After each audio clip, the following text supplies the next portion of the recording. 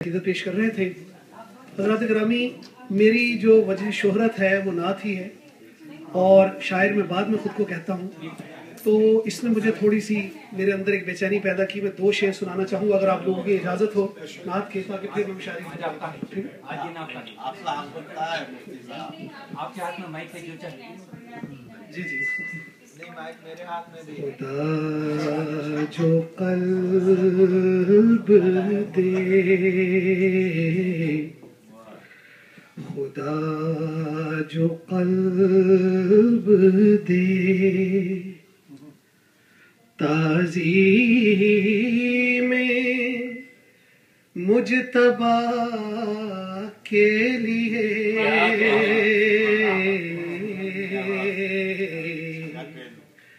ज़बां को वक्फ करो,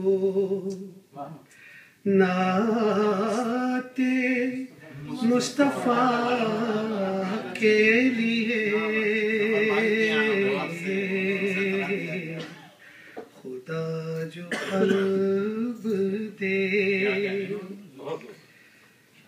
नमाज फर्ज है अल्लाह की रजा के लिए,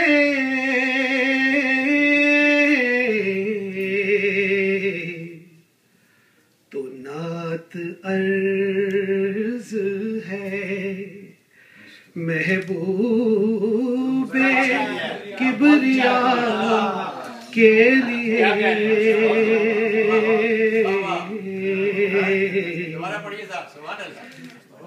नमाज फर्ज है अल्लाह की रजा के लिए,